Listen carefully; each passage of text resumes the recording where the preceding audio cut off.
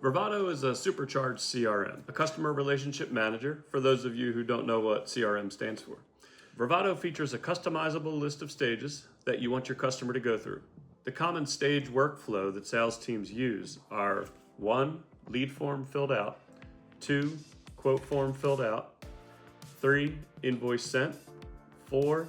Invoice paid, 5. Service scheduled, 6. Ask for review, and 7. Marketing follow-up. When a customer fills out a lead form on your website, a customer card is automatically created. In the customer card, you will see a timeline of all communications. This helps to keep everything organized, and you can see when and where you last left off with this specific customer. So what sets this apart from all the others? Vervato is built to allow Stanley to 1. Auto follow up with customers, 2. If invoice wasn't paid, he can follow up, 3. If a customer submitted a lead form but never sent in the quote form, he can follow up, 4. Stanley can personalize marketing messages to the specific user, 5. Customer preferences will be saved in the customer's card automatically, and then 6. Stanley will make suggestions based on customers' last interaction with business.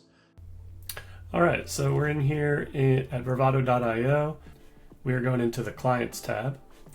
You can see here then that you see the customer pipeline at the top, and this is your Kanban style organization for your sales workflow. So when a lead comes in, they're going to come here to your initial contact made, and then you want to get them down to the invoice sent, and then down to invoice paid, then service complete, follow up for review, marketing follow up, and if nobody replies, I sometimes will just put them down here to follow up in a different way. So Stanley's whole job with Vervato is to, once a contact comes in here to initial contact made, Stanley can then get the person from here to here and then down to invoice paid, so that you don't really have to do much until right in between this stage, and you just have to approve the invoice being sent. But Stanley can create the invoice based on the customer's interaction with the emails going back and forth.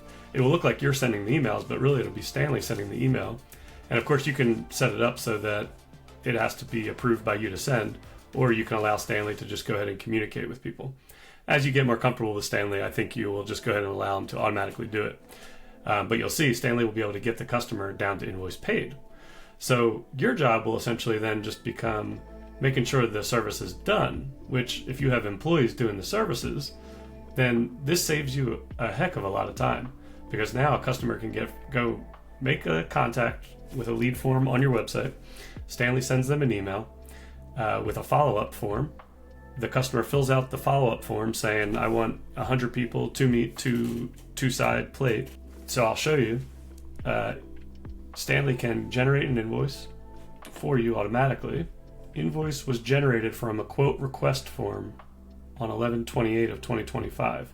So basically I submitted a form as if I was a customer. Then Stanley generated the quote request, and then I had to go ahead and approve to have it sent. And it even tells you that here in the communication timeline. Now we can see it from the invoices section. When a customer, for example, doesn't pay their invoice, you'll see here James Ryan, invoice number 1120. It says past due, and then it even says here Stanley followed up on February 19th. Let's click on that. That's going to bring us back to the customer card for James Ryan. And you scroll down and you'll see that Stanley emailed on February 19th automatically. And you can see, hi James Ryan, I hope you're doing well. I wanted to follow up regarding invoice 1120 for $108.25. The full balance of $108.25 was due as soon as possible. Okay. So this is how speeding up your workflow, you can see how you just start closing deals a lot quicker, and then you can start focusing more on advertising and getting the word out that you even have a lead form. So it kind of changes things around a little bit, and this gives you an assistant in the background that's always doing things in terms of typing at the computer.